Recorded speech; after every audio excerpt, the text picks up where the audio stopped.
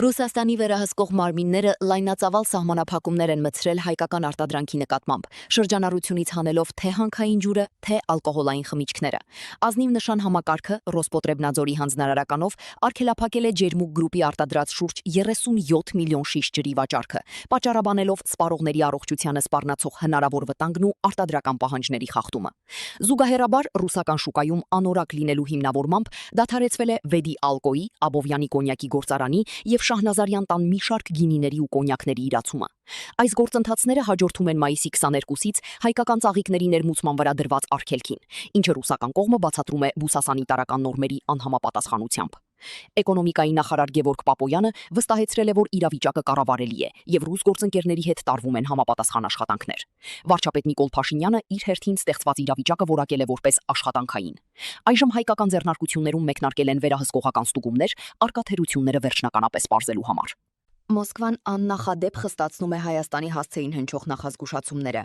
Ռուսաստանի արտգործնախարար Սերգեյ Լավրովը հայտարարել է, որ Արևմուտքը փորձում է Երևանին ներքաշել սխալ տրամաբանության մեջ, նպատակ ունենալով նրան պոկել Ռուսաստանից, ինչպես դա արվեց Ուկրաինայի և Մոլդովայի դեպքում։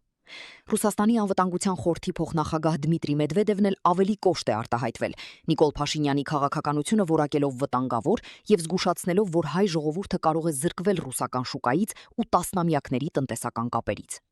Մեդվեդևը հատուկ շեշտել է գազի գնի եռակի թանկացման ռիսկը, հորդորելով վարչապետին հարցնել քաղաքացիներին, արդյոք նրանք պատրաստ են վճարել այդ գինը։ Մինչ Մոսկվան պահանջում է հստակ կողմնորոշվել նախքան մայիսի 29-ի Աստանայի գագաթնաժողովը, Երևանը վստահեցնում է, որ ԵԱՏՄ-ն լքելու պաշտոնական հայտ դեռևս չի ներկայացրել։ Մենք մեր ինքնիշխան որոշումներն ենք կայացնում եւ ելի եմ կրկնում, մշտապես շահագրգռված ենք Ռուսաստանի հետ մեր նորմալ գործընկերությունը պահպանելու եւ զարգացնելու։ Հիմա եթե այդպիսի հարաբերությունները այս կամ այն պաշտոնյային դուրս չի գալիս, պետք է խոսել, հասկանալ, փորձել բացատրել, որ սա գործընկերային է եւ հակառակը գործընկերային չի եւ հակառակից մենք էլ չենք շահում։ Մենք բազմիցս ենք հայտարարել, որ մենք բազմաթիվ գործընկերային, այդ թվում եւ ռազմավարական գործընկերային հարաբերություններ ունենք եւ հաստատում ենք տարբեր երկրների հետ եւ մեր որևէ տեսականորեն ցանկացած երկու հարաբերություն երրորդ գործընկերոջ դեմ ուղղված չի։ ՄԱԿ-ի անվտանգության խորհրդի բաց քննարկման ժամանակ Հայաստանի մշտական ներկայացուցչի տեղակալ Ժիրայր Անանյանն անդրադարձել է հակամարտության գոտիներում քաղաքացիական անձանց իրավունքների պաշտպանությանը եւ հումանիտար ճգնաժամերին։ Իր ելույթում դիվանագետը բարձրաձայնել է ռազմագերիների հանդեպ անմարդկային վերաբերմունքի եւ միջազգային մարդասիրական կառույցների, այդ թվում Կարմիր խաչի, մուտքի արգելափակման մասին։ Ժիրայր Անանյանը, խոսելով 100 հազարավոր փախստականների եւ բռնի տեղահանվածների իրավունքների մասին, այդպես էլ չի հնչեցրել Ադրբեջանի կամ Արցախի անունները։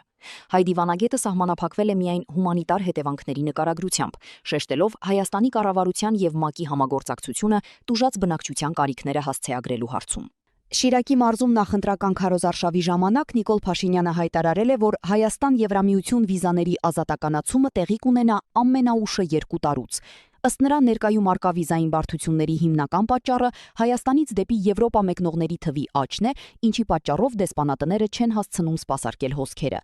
Փաշինյանը վստահեցրել է, որ շուտով քաղաքացիները կկարողանան Գյումրու օդանավակայանից մեկնել եվրոպական երկրներ, ունենալով միայն անձնագիր եւ տոմս։ 2015 թվականից 2025 թվականին Հայաստանից Եվրամիություն մեկնող քաղաքացիների, մեկնած քաղաքացիների թիվը 500%-ով աճել է։ Ամենաուշը 2 տարուց մենք ունենանք Հայաստան Եվրամիության վիզաների ազատականացված վիճակ։